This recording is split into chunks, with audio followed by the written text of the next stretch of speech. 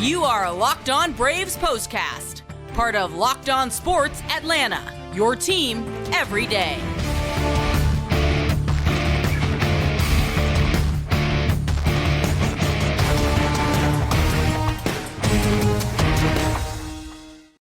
And hello and welcome in to the Braves POSTCAST, part of Locked On Sports Atlanta, right here on YouTube.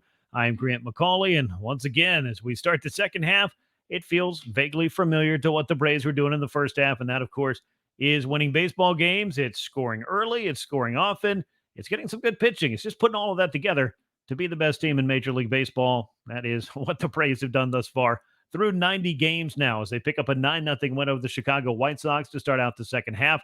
A lot of great stuff to talk about in this one.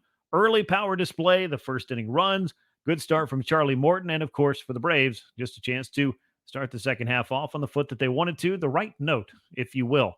We'll get into all of that here on the show, but as always, want to remind you to subscribe right here to Locked On Sports Atlanta on YouTube. Make sure you click the bell to get notified every time we drop a new episode. We'll have plenty of postcasts for you here and all kinds of other great content, so make sure you got those notifications on. Make sure you leave a like, tell a friend, leave a comment. We appreciate all of that. And make sure you subscribe to Locked On Braves wherever you get your podcast. Looking inside the line score and the box score, this one is a pretty darn good one for the Braves. Really, I can't find too much to pick apart. And that's kind of the way the Braves have been, at least since June the 1st. I mean, they've been a first-place club for much of this year, but the role that they have been on now for the better part of 6 weeks is some pretty rare air for this club. They pick up a 9-0 victory over the White Sox to open up a 3-game weekend series after the All-Star break. For the White Sox, they're shut out on 5 hits, 1 error, and 2 men left on base. They dropped to 38-55 on the season. Coming into the year, I feel like the expectations were obviously a lot higher. You look up and down their roster, I mean, there are some players, there's some pieces here for a team that should be having a better season, but it just flat out has not been that way. And they were shut out by Charlie Morton and the Braves bullpen in the opener of this 3-game series. Atlanta now 61-29, 9 runs on 8 hits, no errors, 9 men left aboard. Morton picking up the win. The Braves scored 4 in the very first inning and put him in the driver's seat for what was a terrific start. Charlie's now 10-6 as he picks up that victory with 7 innings of shutout ball. Michael Kopech takes the loss, drops to 3-8. He was chased in the first inning, 4 walks and a Matt Olson grand slam as he takes that loss. And the Braves and White Sox played in 2 hours and 32 minutes, 42,782 fans. Another sellout for the Braves on a Friday night at Truist Park. Let's talk a little bit about Charlie Morton, and then we'll get into, of course, the Braves offense, which was the headliner, the main event, all of those things. But for Morton, I just feel like he has started to kind of find himself and really come into his own here after what was kind of some up and down results for about a 2 or 3 week stretch. He's putting together a pretty nice season. He lowered his ERA to 3.20 with I thought was one of his best starts of the year. 1 walk, 3 hits, no runs allowed, only 4 strikeouts, a lot of ground balls, though, for Charlie in this one across his 7 innings, 65% ground ball rate. And the White Sox, they weren't hitting it hard either. Average exit velocity against him just over 83 miles an hour as he shuts them down across 7 innings. 3.20 ERA now in 104 innings pitched as he continues to lower that mark seemingly every time out and gives the Braves yet another quality start and does this 7 innings in just 83 pitches on this night. So a pretty good one all around for him. Braves bullpen with Ben Heller and with Lucas Litke, who was back from AAA, because we'll talk about with Nick Anderson a little bit later, landing on the 60-day injured list. Needed to make a move there. Those 2 men were able to close out the White Sox and help the Braves pick up the win in this game. Of course, it all started in the first inning, as it always does, but for the Braves offense, it got started early. Grand slam home run for Matt Olson, his 30th home run of the year. 4 more runs knocked in on that one swing of the bat, gives him 76 on the year. That's the most in Major League Baseball, at least going into the late action on a Friday night. 1 more than Adolis Garcia of the Texas Rangers, giving Olson that Major League lead there. And, of course, the National League lead with 30 home runs. He's among the big league leaders in that category as well, and continues to, as this is his 4th 30 home run season, 2nd in a Braves uniform in as many years. Just show you that he can be that middle-of-the-order bat that can help drive this offense. And he drove a Michael Kopech pitch way up over the chop house to put the Braves on top in the very first inning. 4 walks for Kopech in that frame. Just a really rough one for him. I believe a wild pitch was mixed in there as he was charged with the 4 runs. Our old friend Touki Toussaint came on and kept the Braves off the board for the remainder of his outing, really pushing nearly 100 pitches by the time he was done. But once he left in the 7th inning, the Braves were right back to work as they scored 4 times there. Ozzie Albies in the middle of things, 2 hits, including 3 runs knocked in on this night. Had a double and scored a run as well. Ronald Acuna Jr. at the top of the Braves order. He walked in his first plate appearance of the second half. He stole his 42nd base of the year. That is leading the National League and just off the Major League lead now, and came around to score yet another run as he leads the league with 80 of those on the season already. Couple of walks for Ronald in this game. He was hitless, but on a pace now for 38 home runs and 77 stolen bases. I updated the tracker. You can, of course, find me on Twitter at Grant McAuley, looking for that 40-40 tracker for Ronald Acuna Jr. It's all right there in front of him with 72 games to go, and we know Ronald can go on a home run binge that could up that pace from the 38 that it sits at right now.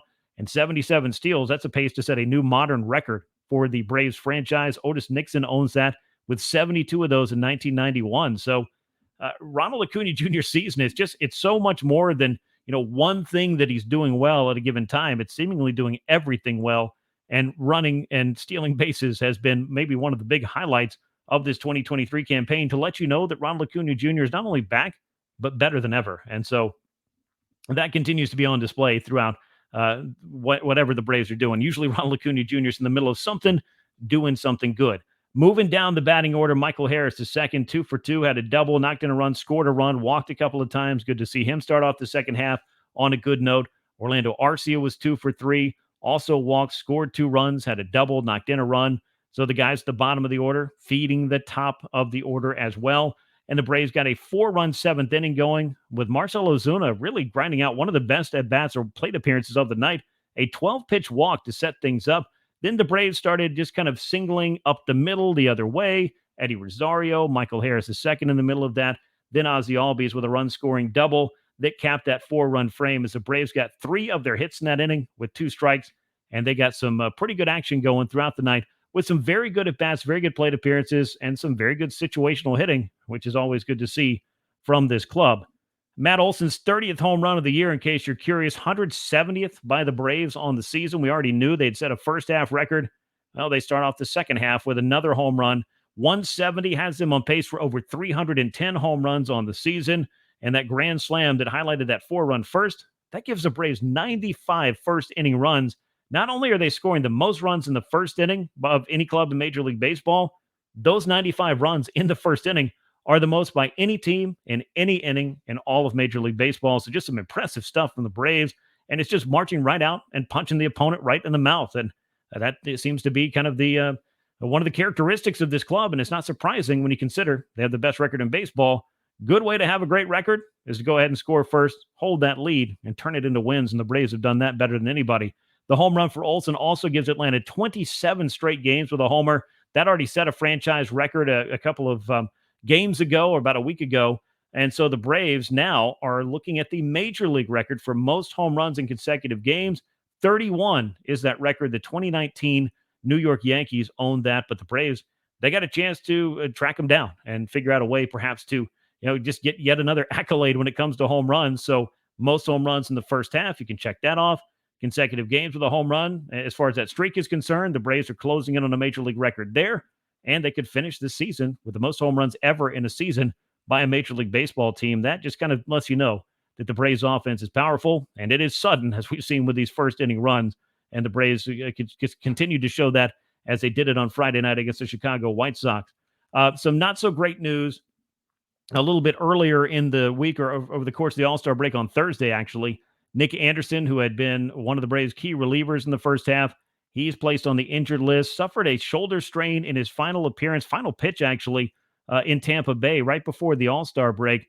He is going to be down for a couple of months, which means that the Braves are going to have to figure out a way, and perhaps the trade deadline is going to factor into this as well, to get themselves through what is, what every club has to deal with. How are injuries going to change the plans and perhaps change the roles of some different guys on this team?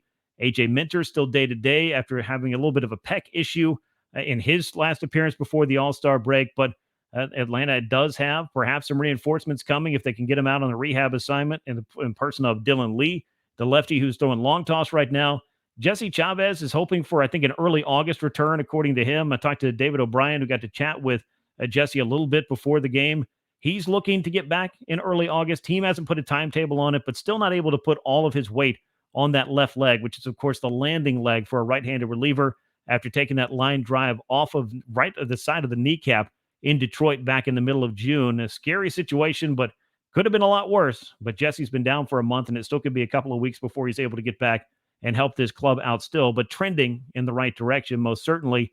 And as you heard a little bit earlier, Lucas Licky, who had been DFA'd by the Braves, cleared waivers, chose to stay in the organization. He tossed a scoreless ninth inning. He'll be looked upon, especially with A.J. Minter out, or at least day-to-day, to have the opportunity to maybe get a few of those lefty appearances that the Braves need. But the trade deadline's right around the corner. You don't need me to tell you, Alex Anthopoulos has been very active at the trade deadline in each one of these seasons and gone off the board for a lot of the things that he has brought in to help this club out to, fill those needs. And the Braves are a club that, even with 61 wins, they don't have a lot of holes, but injuries, that can change the plan quite a bit. Also of note on the injury front, I talked to Kyle Wright before this game. He is going to start working off the mound very soon, which means he'll be able to throw some bullpens, hopefully face some hitters, and have himself on track to get back to the Braves still in what I would imagine is a late August, early September timeframe. But prior to that happening, Max Fried is out on a rehab assignment right now. He's going to toss on Saturday for High A Rome. That'll be a second rehab start. Inning in a third, 35 pitches, scoreless baseball for Gwinnett. The first time out, that happened on Sunday right before the All-Star break. We could see Max Fried making his way back to the Braves, maybe right around the trade deadline, if not just before, to help kind of set some clarity for what Atlanta might be shopping for when they look to make some of these deals. But that's what's going on with the Atlanta Braves on the injury front. A whole lot of updates to go with a 9-0 win that was happening on Friday night at Truist Park. We'll talk a little bit about Game 2 of this series against the White Sox, which is going down on Saturday night. Before we do, though, I want to let you know about one of our great sponsors. This episode of the Braves Postcast is brought to you by eBay Motors, who remind you a championship team is about each player being a perfect fit, and it's the same with your vehicle. So look for parts that fit and head over to eBay Motors and look for that green check. Stay in the game with eBay Guaranteed Fit. ebaymotors.com. Let's ride. eBay Guaranteed Fit is only available to U.S. customers. Eligible items only. Exclusions apply. And that is one of our great sponsors, of course, eBay Motors. Let's get you set up for what the Braves are hoping will be another great win in this series. And they're hoping that Spencer Strider will have the winning touch as well.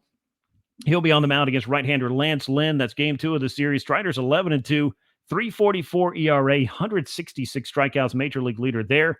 Could be challenging for John Smoltz's single-season strikeout record, 276 back in 1996.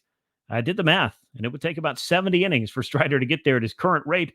I think that's something that could very much happen, and he's got an outside shot at 300 strikeouts as well. But it all starts with this outing against the White Sox on Saturday. Lance Lynn's really been roughed up this season. ERA over 6. He's 5-8 on the year.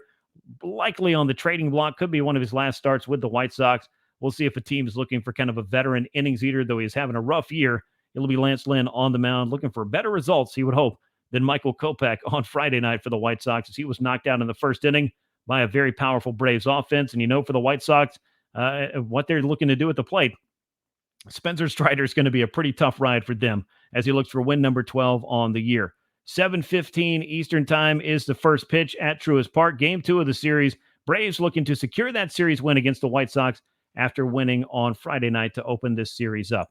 That'll wrap things up here on the Braves Postcast. As always, I invite you to subscribe to Locked On Sports Atlanta right here on YouTube. Click the bell to get notified every time we drop a new episode. We got lots of postcast stuff coming for you all season long and lots of other great content you'll find only here on Locked On Sports Atlanta. So enable those alerts and go ahead, hit that like button, leave us a comment, share the show with a friend. That helps us grow, and make sure to subscribe to Locked On Braves wherever you get your podcast. Once again, the Braves in the win column to start the second half, 9-0 over the Chicago White Sox. We'll be back with you on Saturday here on the Braves Postcast. Until then, I'm Grant McAuley. We will catch you next time. So long, everyone.